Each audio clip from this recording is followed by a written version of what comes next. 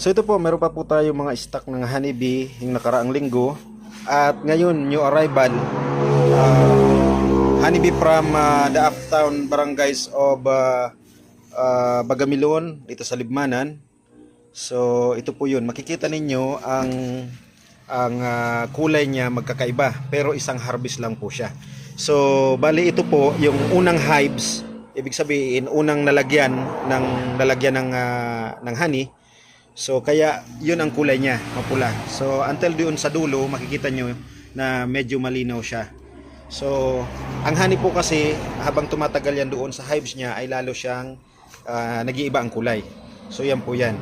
So according sa nabasa ko na Medicine of the Prophet, ang pinaka the best na cure kung gagamitin mong panggagamot itong honey ay yung honey na nagmula mismo sa lugar mo. So yan yung